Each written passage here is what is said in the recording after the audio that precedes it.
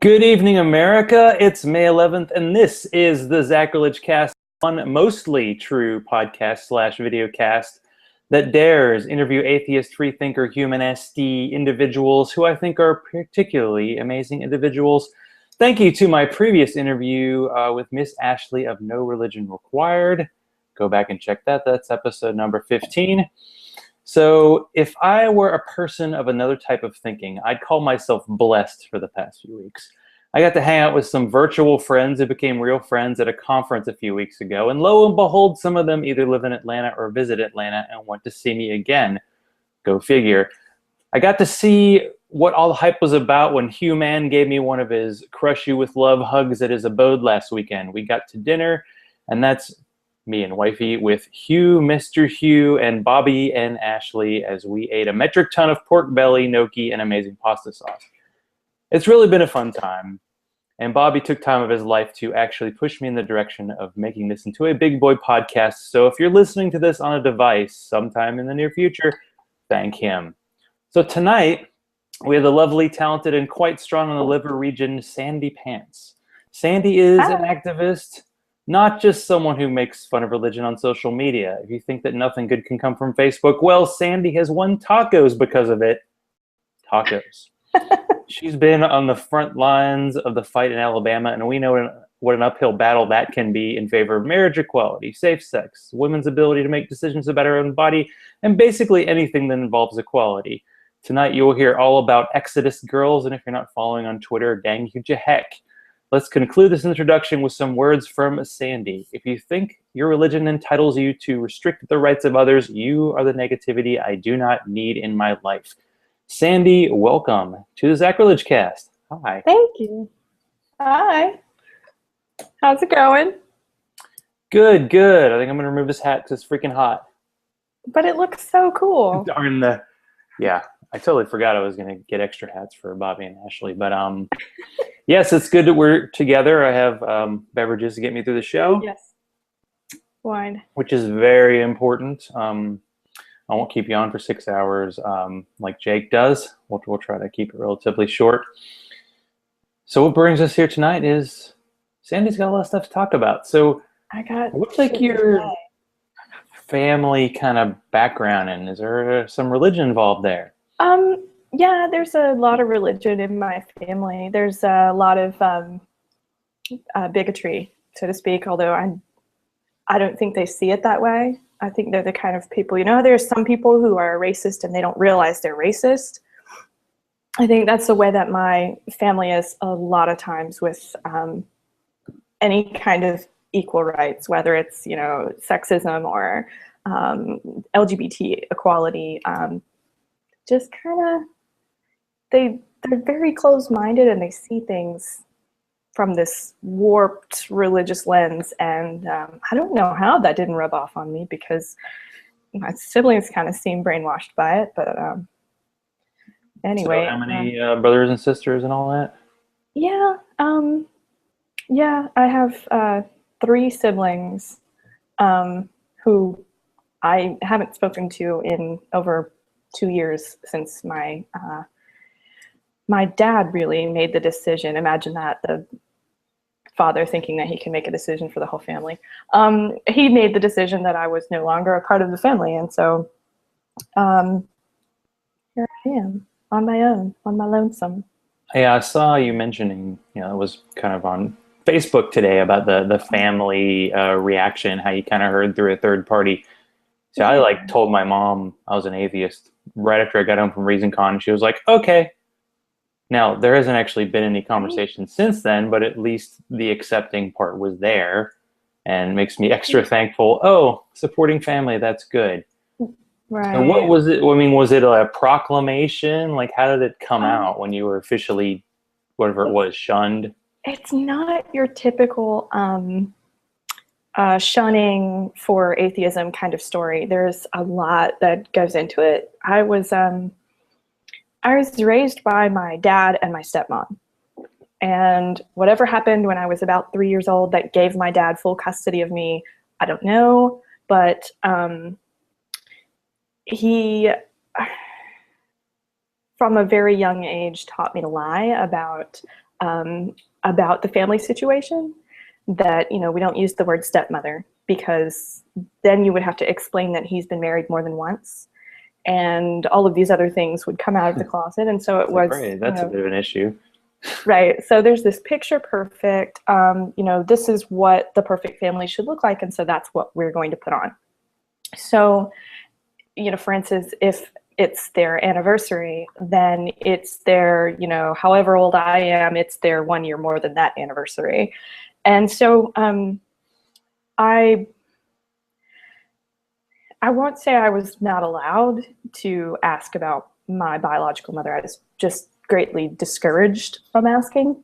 And so it got to the point where I just felt guilty. And so I didn't ask a lot of questions. And then I found out after I moved out that she had tried to have a relationship with me, tried to write me letters, et cetera, and that she loved me very much, and that my dad hid that from me. So when I was old enough, and when I finally got over the guilt of feeling like I owed it to the parents who raised me to not contact her, I contacted her and I went to meet her. And it was that in combination. It was the same year, the year I realized I was a skeptic. I came out atheist, met my mother, all of these things, and graduated from college. And so my dad and my stepmom found out, and they said, it was a slap in the face that they raised me, and that I should not contact her or not have anything to do with her, because they say she is a whore. Oh. Which I found out their definition of whore is just an independent woman who makes her own decisions. So here I am. It's a little bit of both. It's the atheism thing, and the being a whore, and having a relationship with my mother. So lots of things. Yeah. All these lovely descriptors. I know. This is probably a dumbest question, but it's like, do you think this kind of shunning happens without kind of religion to guide it? No. If it hadn't been for religion, I don't think that my parents, being my dad and my stepmom, would have had that warped view of what a family is supposed to look like. They wouldn't have had the church to put the show on for. Do you see what I'm saying? So there would have never been this big charade of, let's pretend she doesn't have this real mother out there, and all of that. So yeah, it had a lot to do with it. It had a lot to do with when I was in college, when I was in undergrad, my dad told me that I was getting a degree, or I was going to college not to get a degree, but to hopefully meet someone who would take care of me. And that if I even ended up graduating, it was only a backup plan in case that man left me. And so I think I'm not sure if he was, it almost felt like he was disappointed that I went on to join the military and make my own way for myself instead of finding someone to take care of me and, being a good little housewife. So, yeah, it's this underrated aspect of what religion does to people, is it creates this false life that people are supposed to live, and they try to pretend they're living it even though they're not, and nobody actually is. Yeah.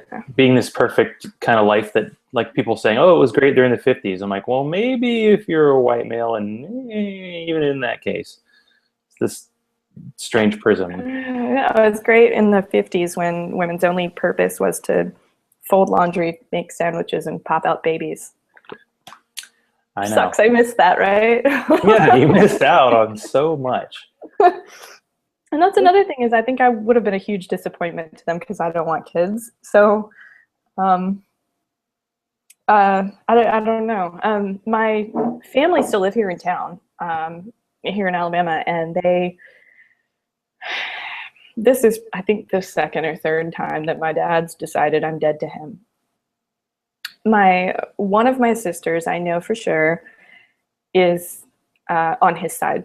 Now, the other two, I don't know, because I haven't attempted to talk to them. I just decided that, I'd leave the ball in their court after I attempted to talk to one sister and attempted to talk to my dad, and both of them basically told me to go fuck myself, they said that me telling the story of my upbringing and talking about how they disowned me was bringing disgrace on the family, and that me being an atheist was bringing disgrace on the family, and that the things I post on Facebook are bringing disgrace to the family. And so either I apologize or I don't have them in my life anymore. And I'm sorry, but I'm not sorry. Sorry, not sorry, Dad. And Ashley, if you're listening, you guys can go fuck yourselves. I'm never going to apologize for being myself. And you're going to have to get over that. So maybe you should apologize for being bigoted assholes. Damn right. That's awesome. I mean, it's not awesome, the situation, but it's like you make the best out of it. And I'm like, if you're going to be a disgrace, you might as well like go all the way and maybe even make up some stuff that can push it. Be. Yeah. I mean, I just don't, I don't see why at 28 years old I should still be living by their rules, faking it, and the person who was hurt the most out of all of this was my mother. And for them to, you know, return all those letters to her and make me think that she really didn't care about me. That she's the only one in this entire situation who should be seriously pissed off. But for whatever reason, it's my dad and my stepmom and my sister. And so, I don't know. I'm not. Are you in touch with her now that, you know, the shunning exists? So who cares what they did? So Exodus Girls is actually my journey to get to California, where my mother lives. So that's it. She lives out in Southern California, and I've been robbed of the chance to grow up with her. So at least now that I can make my own decisions, I'd like to try to get out there and build a relationship with her. It won't be the same, you know, mother-daughter relationship that you know, a daughter who grew up with her mother is going to have, but at least it'll be something. It's just a lot harder to build that relationship from here through, you know, the internet and phone calls and stuff. So I want to get out there. And also they have a little bit better situation as far as women's rights goes. so that'll be nice. Yeah. Right. Yeah. Yeah. I was going to do a whole thing on like which state sucks more, Georgia or Alabama, but I think Alabama is a lot more of a leader. I'm kind of depressed at how just kind of boring, like Georgia's just like, oh, we'll take the bigoted legislatures, you know, stuff from other states, like the whole Oklahoma AP thing or the RFRA thing, which oddly got, at least for a little while, shelved. Yeah.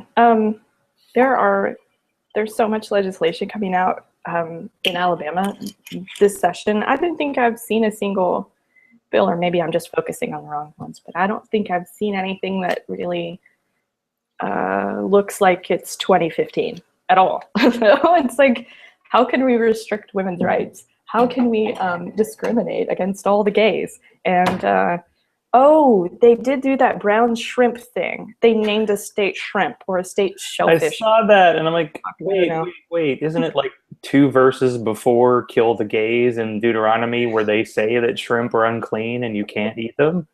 But you have to eat them. You're in Alabama, right? I mean, that's like 50% of what people eat in the state, as far as I know. No, 50% of what people eat is the breading that goes on the other 50% of what people eat.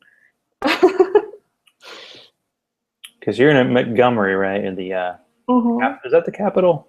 I should know this since I live one state away. Yeah. I'll be driving through, going to Panama City actually on Wednesday. So. Oh, cool. There you go. Be passing through Alabama. It seems like half the time we go to the Gulf Coast, it's actually Alabama, and not a lot of people outside of the region even realize that, yes, you do have a little bit of beach. Not a ton, but enough. Yeah. It's, I don't know. I remember when I was in the military and I was trying to tell people, it's not that bad. I know you didn't want to get stationed in Alabama. This isn't on anybody's dream list, but they, you know, people get shoved here. And so I would try to, I'm always the optimist, and I'm like, it's not that bad. You know, you're 2 hours from Atlanta. You could go to the beach whenever you want to. You're kind of close to Biloxi, and you can drive to. So the good thing about where we are is that there are lots of road trips you can take. The good thing is that you can drive outside the state is pretty much what I would tell everyone. Yeah, it's not like Texas where you could be like 8 hours away from a border. Yeah. In Alabama, you're pretty close. It's not that thin of a state, but it's maybe a couple-hour drive across, I think. Recollection. You can go to New Orleans for the weekend and come back. It's not that far, I guess. So you mentioned the military. Like, how did you get in there, and what was the experience like? And did you end up in Alabama because of that, or is that just? No, I actually joined the Air Force Reserve, and I joined as a way to pay for college, and then it ended up becoming a full-time job. So I was 17 when I went in, and I couldn't really get a job that paid as well or had, you know, those hours outside the military. So I volunteered to fill in for active duty whenever they were gone, and it ended up being Monday through Friday, all year round. I volunteered for deployment at one point. I volunteered several out-of-state, out-of-country trips. And that was my full-time job while I was in school, was the Air Force. So it ended up being, as I kind of came out of my shell and realized that I don't want to piss a lot of people off, but I joined the Air Force because I thought I was serving my country. And then I realized that we're still in this same war, and nobody really knows what we're fighting for, what we're doing over there, and it doesn't really feel like a good cause. And so I thought, well, I'll change I had finished my my undergrad while I was in, and I said, well, I'll just change my job. I'll cross-train into a new career field, because I was in computer blah blah stuff, like techie geek stuff. And so I cross-trained into public affairs because I wanted to be a writer, and I wanted to see what we were doing and get to see it firsthand and tell the story. And then it came down to, no, you're our voice. You say what we want you to say. And I was so over that at that point.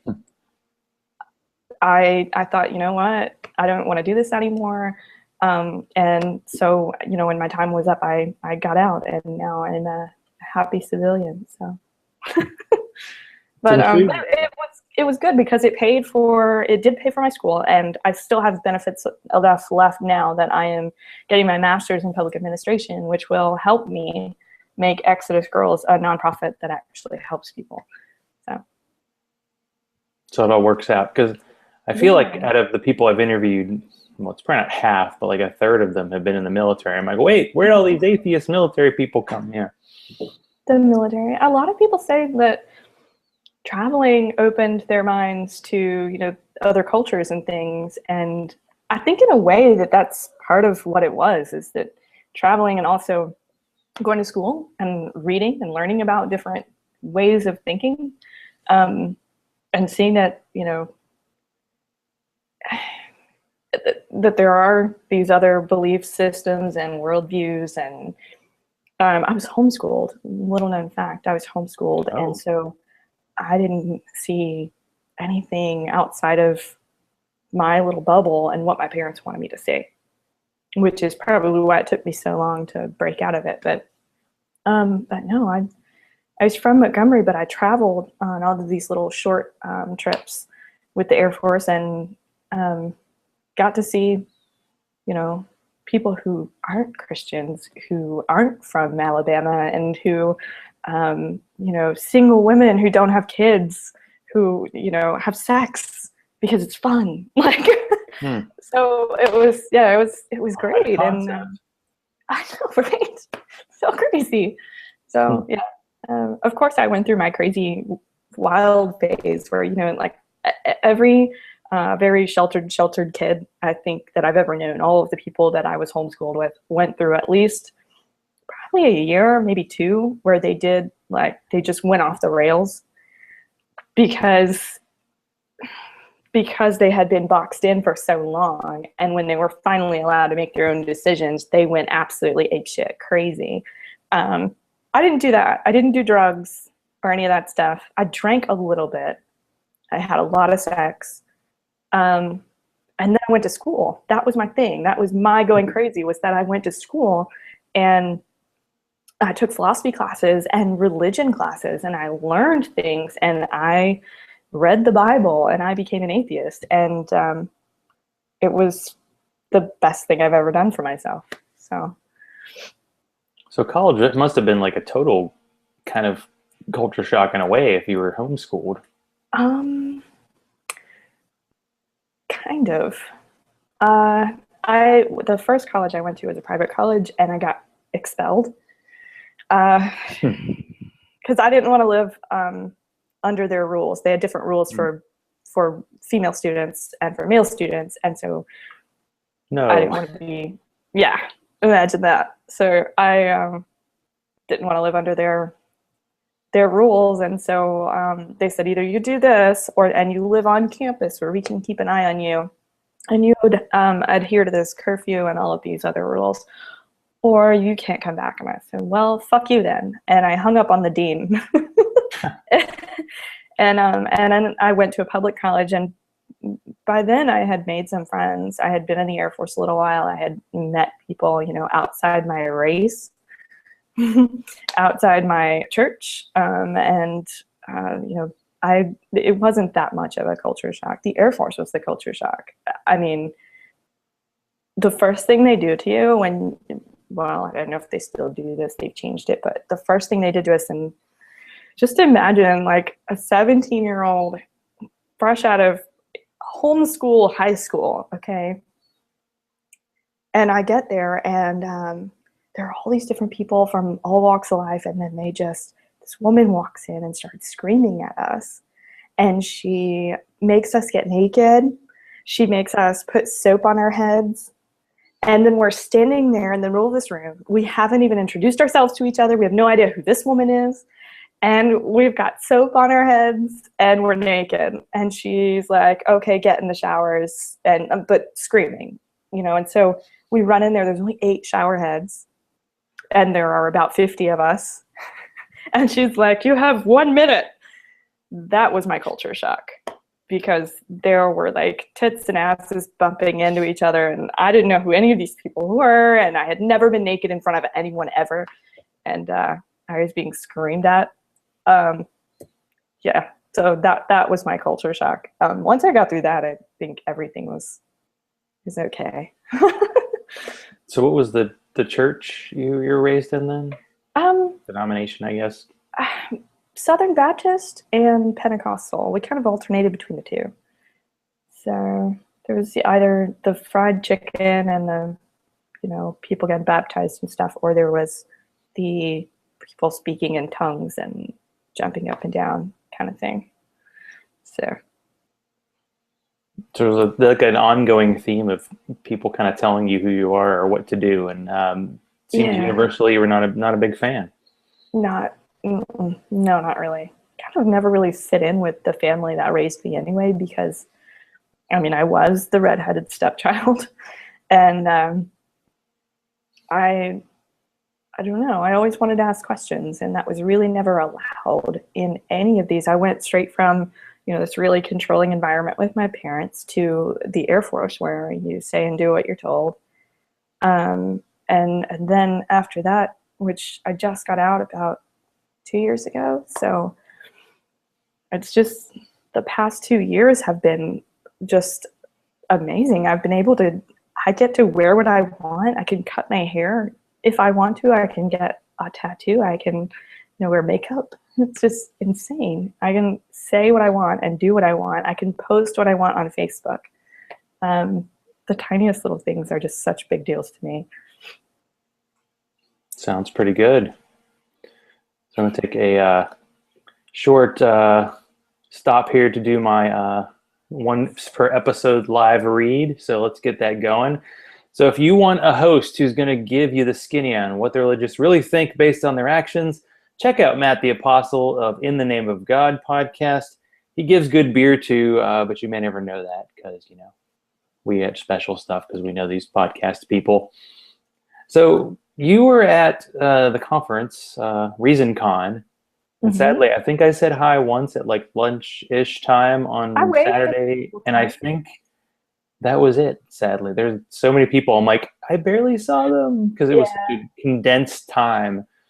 So what was that experience like for you? Was it similar to me in that you hadn't been to one of these before? Yeah, that was my first ever atheist convention.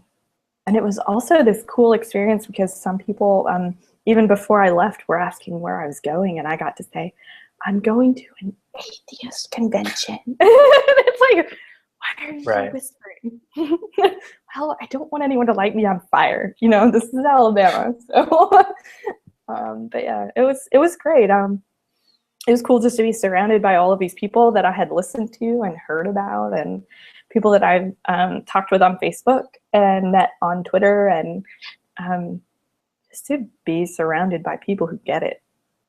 Just, that was amazing. The dinner on Friday night, when they were reading from the transcripts from the Recovering from Religion hotline, that, I'm sorry, but that brought me to tears because there were some where it was a parent that was kicking their child out for not believing, and I just wish that I had had that. You know, if I had known when I was, you know, a teenager and I had questions, that there was somewhere I could call, that could have changed my life. But I'm glad that it's there for those who need it now, you know. Yeah, it seems like it's a great time for resources, and just the people having access to the internet is great. And I mean, this was my kind of journey, was through podcasts. I mean, because I was like, I don't really know anybody else who's an atheist. Let me just listen to these shows and then kind of get to know people in a kind of sideways way, because there will never be probably in my life an event like this in which I had met Chris once in Nashville and nobody else had I ever met in person. And I think I'd talked to them on these shows, but had never actually seen them. So then by the end of the weekend, I had met, you know, like 50 new friends and tried to say hi as many people as possible. So yeah, it was great because you kind of got to be relaxed. Yeah. I'm wearing the Koranify Me shirt tonight, you know. So, yay. And I was wearing it. I put it on Saturday morning, and I was like, should I go downstairs? Because they're not only people at this conference. There's some just random, probably what the hell's going on, other people at the hotel. I mean, when I first got into the elevator, I helped a couple get their bags out, and one was a giant, like, illustrated Bible. And I'm like, oh boy, if we only had a few minutes to talk, it could be interesting. But yeah. Yeah. Did you see the prom kids? I think it was Saturday. Yeah, it was Saturday night or Saturday afternoon. There were a bunch of kids came in dressed in formal wear, and their parents were taking pictures of them on the stairs like in front of the bar area where some of us were sitting there drinking. Yeah. There were still talks going on in the conference room or in the ballroom, and I smiled, and, you know, I was just sitting there minding my own business, texting, playing on my phone, and having a drink. And then I hear atheist, and then and all the parents just rushed their kids out. Like, wait a minute, we can't be here. It might rub off on them. But I didn't actually see him at the hotel. I saw him because we tried to go out to dinner because Jim was like a local guy, and he's like, oh, we have to go to this great local brewery. And of course it was a prom night, and it would have taken us like 6 hours to get seated, and we ended up eating in a Golden Corral, which I thought none of us are wearing like these overly over the top shirts, but I see people wearing like Duck Commander stuff. So I wonder if anyone's going to say anything. I had a hard time finding food Saturday too, because there was a wait everywhere. But I ended up at least for lunch, I got I think for dinner, I ended up just getting Chinese takeout because I just didn't feel like dealing with it. I went to a few places and there was a wait. And I was like, fuck that. I don't wait for shit. I don't have time. Yeah. I have to get back to the hotel and start drinking. So, but Mm-hmm. for lunch, I ended up talking to some locals. I sat down. I had the little Reason Con bracelet on, a little gold bracelet that they gave us. And this man says, did you just escape from a mental institute? And I said, something like that. Yeah. And he In goes, Alabama, yes. he's like, what is that? And I said, it's ReasonCon. It's an atheist podcaster convention down the street. And he goes, oh. And then his wife gets really interested in what is this conference? What are they doing? And she starts asking me all these questions and telling me, you know what? That is so cool. She's like, I saw that street preacher out there and he is just so full of shit. Everyone hates him. She's like, I don't know why he's out there. He needs to get a life. Quit harassing people. And she's like, I'm so glad y'all have somewhere that you can come together. And she's like, so tell me about like what your beliefs are. And her husband got so annoyed that he left. And I was like, did I do that? She's like, no, he had somewhere to be. But she stayed after and talked to me. And she told me, you know, she doesn't believe the Bible is all true, but she doesn't know what she believes yet. And it's interesting to talk to somebody who is atheist, who does question things, who like gave her that space to ask questions and just talk those things through. And so she said her husband is Christian, and she said that you know, it was very refreshing, she said, to talk to someone who is atheist. And so that was really cool. I got to meet a local who, you know, what had some questions, and she got a chance to talk through some of those things. So that was really cool. Yeah, definitely. And just a quick note. So the beer I'm drinking now, this is a Wild Heaven, local Atlanta beer, of course, because many of them are kind of religious themed, and it's Ode to Mercy brown ale. Big fan of brown ale. So, you know, in case there's a pause. Awesome. Because I like to be refreshed. Yeah, it was because I met a friend in Charlotte who has nothing to do with atheism, and I told him I was going to a conference, and he just gave me a look like, okay. Yeah. Chalk that up as something I did not know, and okay, we can move on. Because at least in my limited circles, it seems like the reaction usually is like, oh, okay, and then they move on, as opposed to a lot of engagement. There's not a lot of that. Yeah, I got back Sunday in time to, there's a free concert in the park here in my neighborhood every Sunday evening, like right around sunset. So I got out there, you know, a couple hours before sunset, and I got to hang out with some of my friends, and then some of them, I mean, I don't bring it up unless someone else brings it up. I don't bring up religion. It's not, I try not to bring it up because I realize it pisses people off, and I'm not going to proselytize if I don't want you to proselytize. So I don't want you to bring up your Christianity, so I'm just going to try and leave my atheism out of it unless you ask. And of course they asked, you know, how was my weekend? Where'd you go? I saw you were out of town. And I said, oh, I went to an atheist convention. And they're like, what? And I said, yes, and we had this awesome party in my room on Friday night, which you missed, by the way, but it was fun. And I said, there were these famous atheist people there. And they were like, there's famous atheists? And I was like, I gotta go. I don't know what to say. Like, there are plenty of famous atheists, not just talking about podcasters, but seriously, do you really think that every celebrity you've ever heard of is Christian? Like, Kind of like finding out you know a band and you really like them, but they're more of a garage band. They're not mainstream. How could you not know? What are you talking about? I guess if you're right. Christian and you're the majority, you just don't have any idea Yeah. what it's like to be in this minority space. And I get this slight feeling being in this community like, oh, in this case, I'm a minority. Most of the time, I get to be a majority because I get to be, you know, white male American, the ultimate, you know, power for better, whatever, however this happened, this is how it is. And it's like, oh, it's not that way all the time. Okay.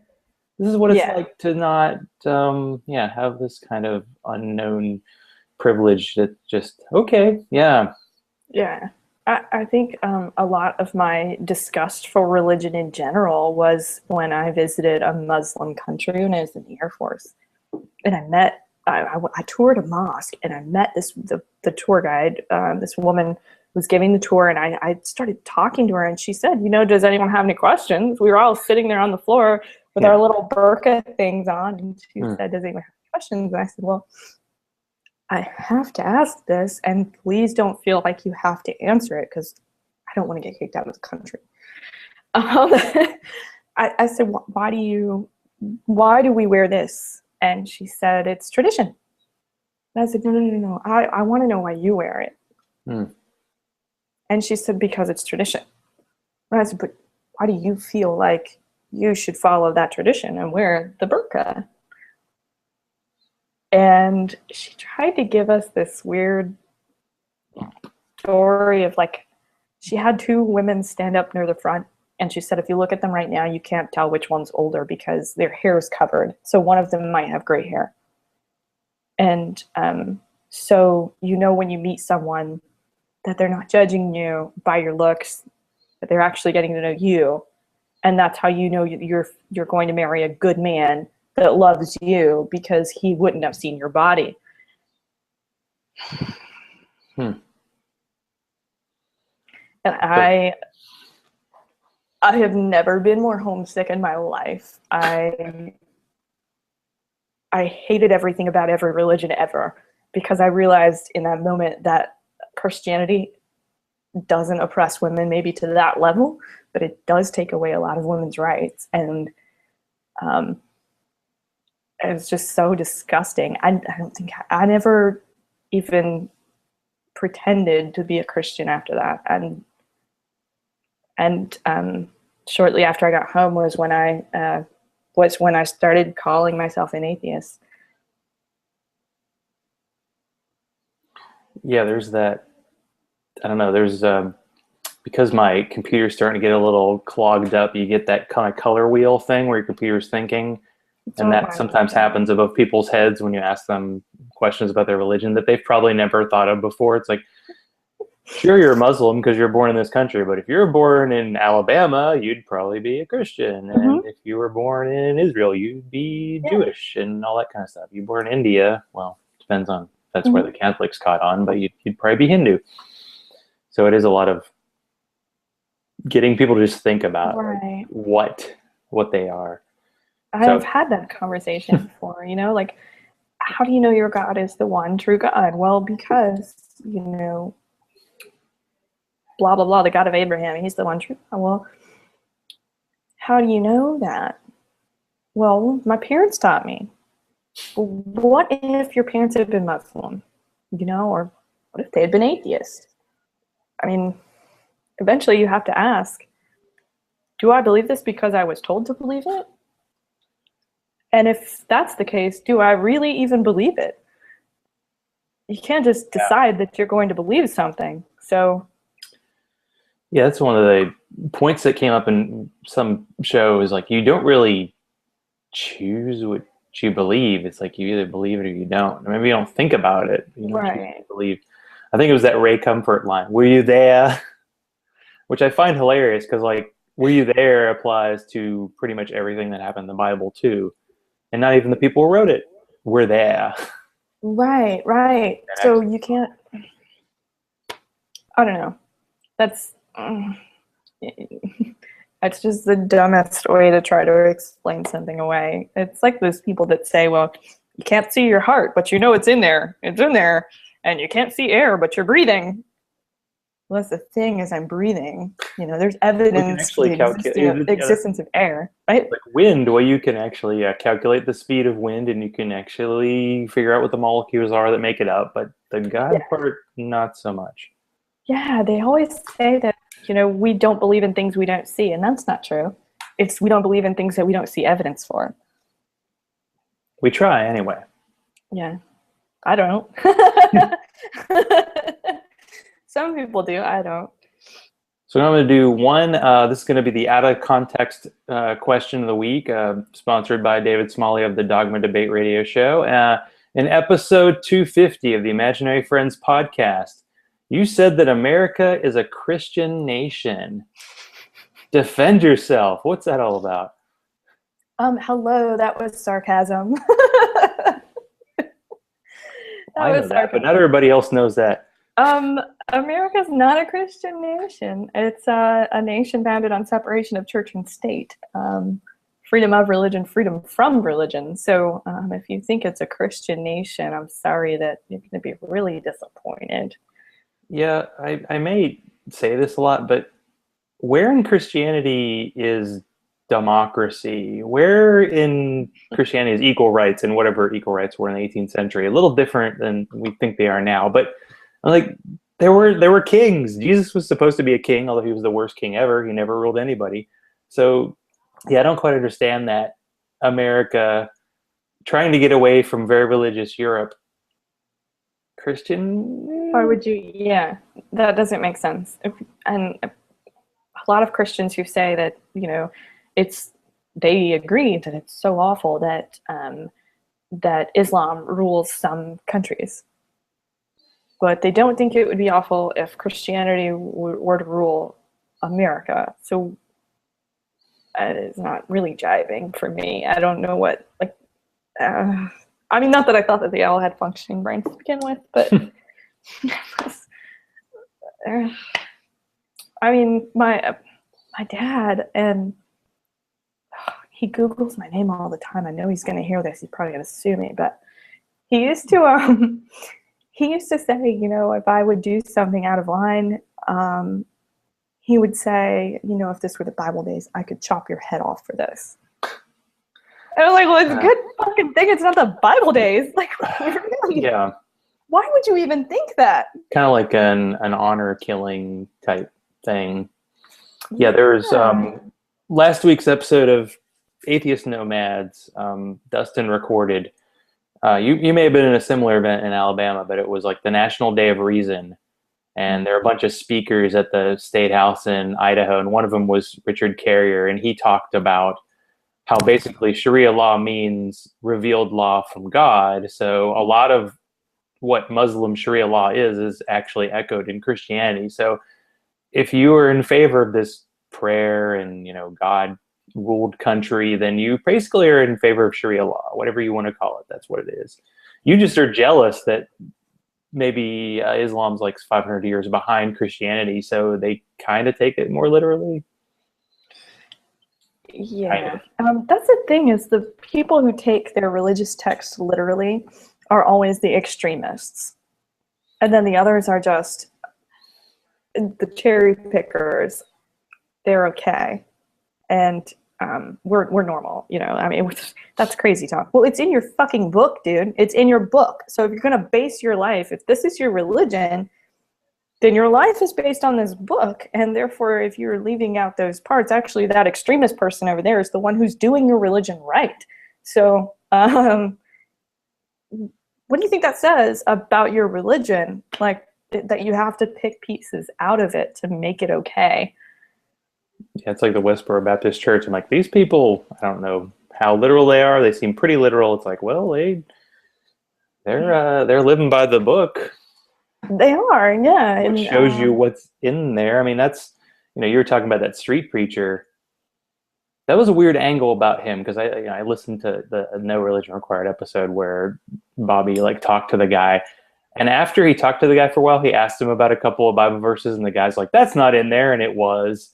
And then he's like, "Oh, I just came down here to visit my brother." And if that local you're talking about said he does that all the time, apparently he was lying, which I don't remember if it was one of the 10 commandments, but maybe the 20 commandments. But anyway, yeah. It's all good fun.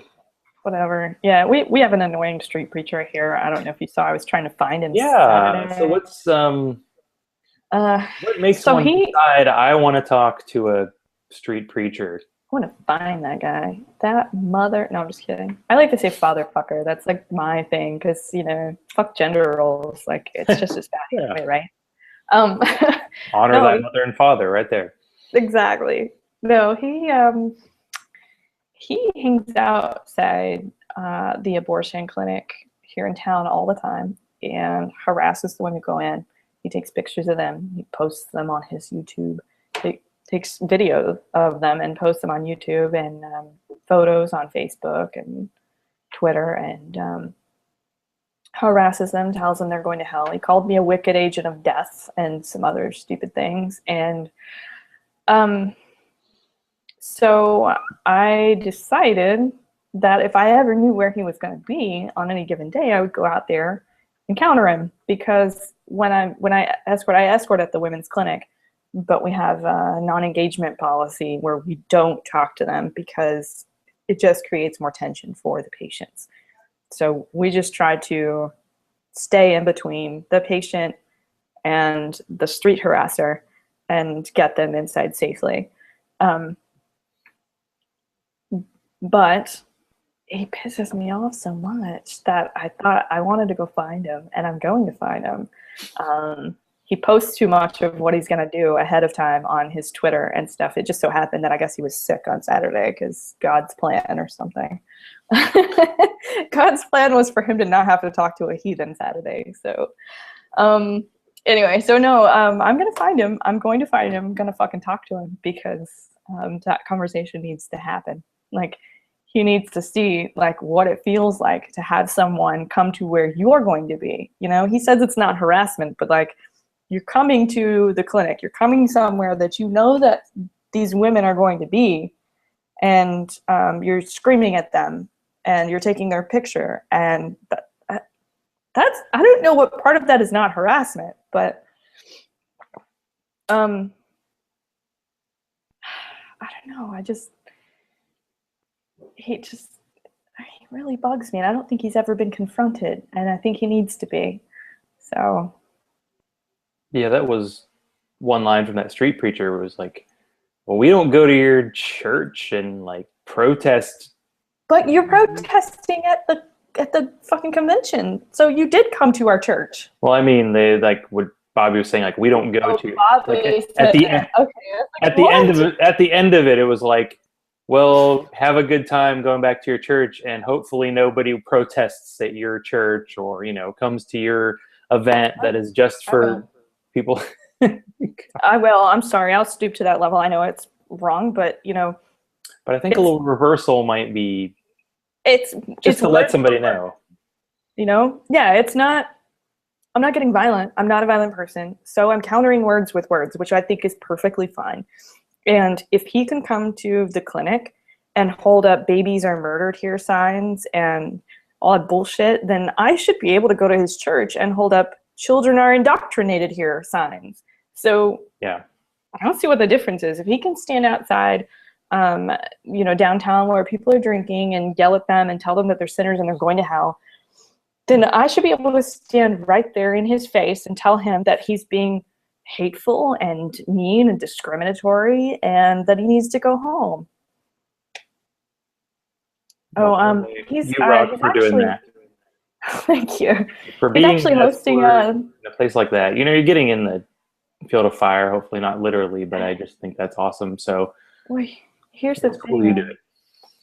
He's partnering with this group called Operation Save America, and another one called Abolish Human Abortion. For what? So yeah, OSA and AHA, whatever, or Abolish Human Abortion, whatever they're called, and Operation Save America. They are trying to save America from abortion. Like, God's going to punish America, fire and brimstone and blah blah, and the apocalypse is going to happen because we're having abortions and condoms and bad stuff. So sounds logical. We got you. We're with you.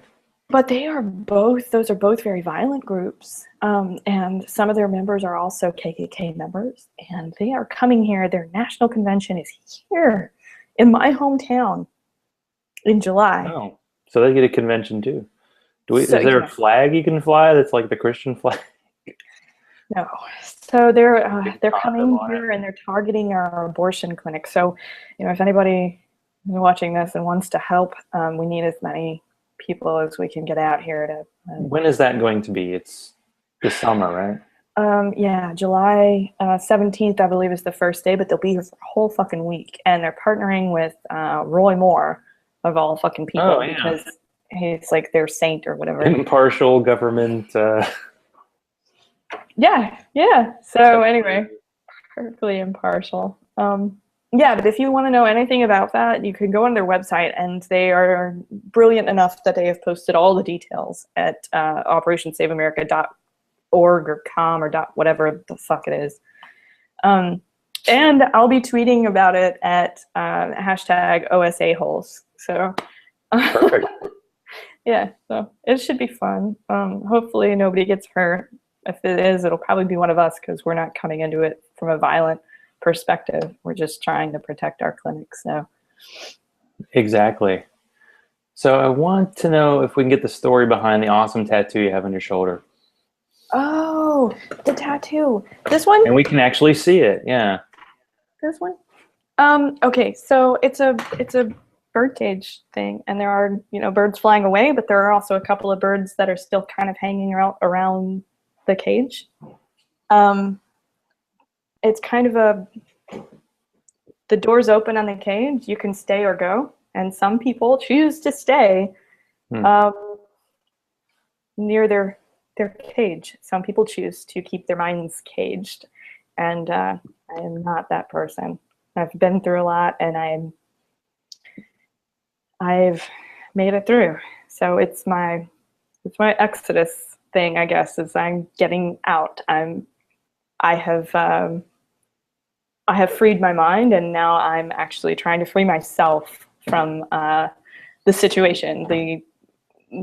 All of the things that I do here give me life. All of the activism. That's what makes me tick. But at the same time, it's also kind of burning me out, and so I want to go somewhere. I want to get to where my mother is, where I can kind of start fresh and be somewhere that's not quite so religious. Well, let's talk about that. I mean, you have this whole kind of project behind Exodus Girls. Yeah. Kind of teased, but let's just get into the whole thing, like what it is and what you want to do. So Exodus Girls was going to be a friend and me going to California. We were going to both go out there together. She was going to move in with me so that we could both save money. And she's an activist here in town as well. Women's rights, LGBT issues, race issues. And so we were going to, roommate together and save money, sell all of our things, and road trip all the way to California. However, she decided that, and I applaud her for this, but she's decided that there is too much work to be done here, and she wants to stay where the work is, where she's needed. So she's not coming with me to California, but she's still with me in all of this activism. And so I think what's going to end up happening is that she'll be able to be the voice here, and I can go out there and, be a voice from outside Alabama. And I'll probably end up coming back. I'll probably come back during, legislative sessions. And if the OSA holes come down here again, I'll be back for that. But the goal is to sell all of my things and get out to California and start over. In the meantime, though, I'll be as active as I can, screaming and jumping up and down about all of the things that are so fucked here. I'm also starting a chapter of American Humanist Association here, which when I'm able to leave, I'll be able to hand that off to somebody else and know that I didn't just leave Montgomery high and dry. I left them with something that they can build upon. So there isn't one currently, and you haven't put it together? There's no humanist chapter here. So I got all the paperwork filled out, got all the signatures on Saturday, and faxed it off, and we'll see what happens. So that'll be a good thing. It'll just be another way that the like-minded can come together and have a collective voice in some of these issues. Yeah, my visitor Chewy, I call him the skeptic cat, but he's not really that skeptical. He's just kind of is what he is. So can we talk about the international love story, you and Nick Morgan Oh Moore? my gosh. Oh my gosh. So the thing that happened was I was invited to be on the Imaginary Friends show, and there was this guy on there.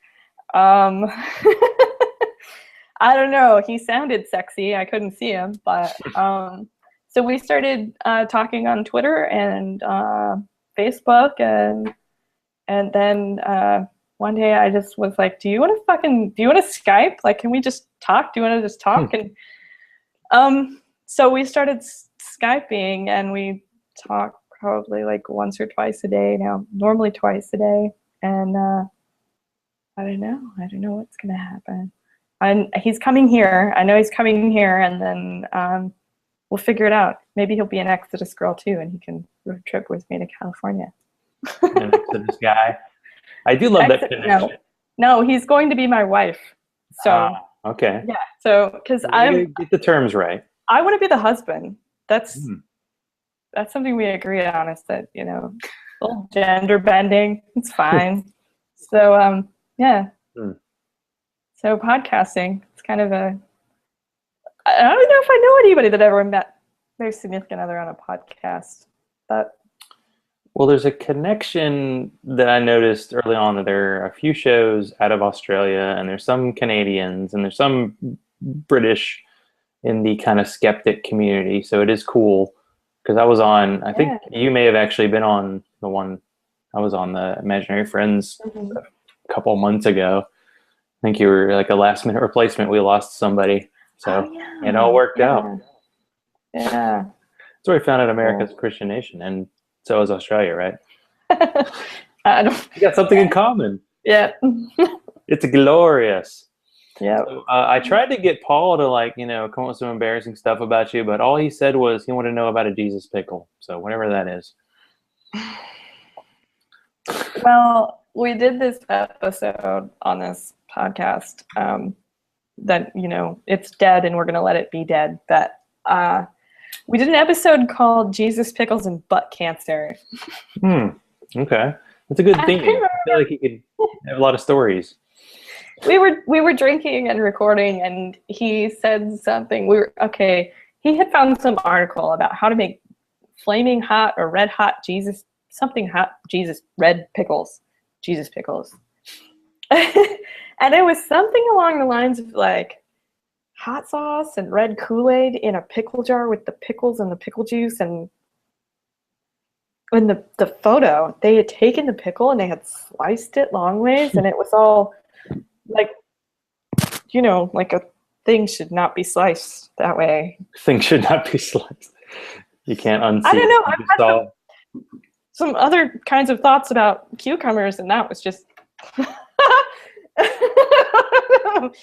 but yeah, so Jesus pickles are something along the lines of Kool-Aid and pickles, and they look gross. They look like big red dicks, but like I don't know, and I don't know why we're talking about butt cancer. I guess I said like talking about God punishing you, and I was like, oh, well, if you ask questions, he's not going to give you butt cancer. So I don't know. It just happened. It was a free-flowing event, and that's probably a bad thing to say when you're talking about butt cancer. So before we call it a night, we've been talking for about an hour or so. So do you have a question for me?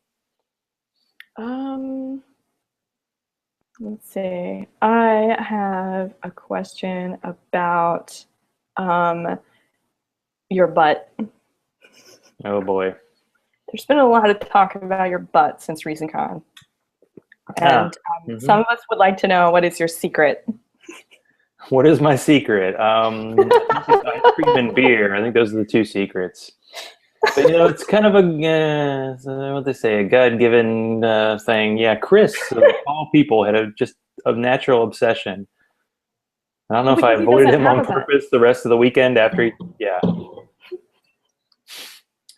Hey, I said ask anything, and this is definitely the first time that's come up. So stole all the attention away from my butt.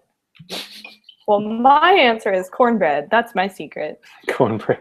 Obviously, I need to do the ice cream and beer thing. It's something. Some things you just, sometimes you're just naturally talented or whatever that is. Body parts. It's one of those like, oh, that's just kind of the way it is, and you might as well deal with it. So, you know how it goes. That's hilarious. Or, well, anyway, you can next Reason Con. We'll see about that. So tell people where they can find you, because I know you're about to join Podcast Land and Exodus Girls and Twitter and Facebook and all that fun stuff. Yeah. Promote that stuff. Yeah. I'm that Sandi girl on Twitter, Sandi with an I. And I'm Exodus Girls on Twitter, which I guess now we're just Exodus Girl. I don't know. I'm going to have lots of guests on. There's always going to be more than one girl, normally going to be more than one. So I guess it could still be plural, but, and I'm Sandi Pants on Facebook. So fine there. Well, thanks for being on the show tonight. I'll do my, thanks to Bobby C. I am now on Patreon. So if you want to get to Patreon.com/Zachrilege, you can actually support the show. Although I'm probably going to wait until I get this show on podcast before we actually start the official Patreon, whatever. But at least I did it because Bobby was like, you got to do it. So it's been done. So you want to find me? Well, it's Twitter. It's Zachrilege, @Zachrilege. You can go to Facebook, the Zachrilege Cast page. It's kind of my website for now until I actually get the domain. And wanted to say thanks again to Sandi. And to finish, because I have trouble coming up with my own finishing lines, I'm going to steal quotes. So this one is from the Belle and Sebastian song, Like Dylan at the Movies. Yeah, you're worth the trouble and you're worth the pain. You're worth the worry. I would do the same. If we all went back to another time, I will love you over. I will love you over. I will love you. So love everybody for watching the show. Thanks, Sandi, for being on and chatting and letting everybody get to know you. Thanks. So good night, everybody. And it's been a lot of fun. And we will try this again in about a week. So good night.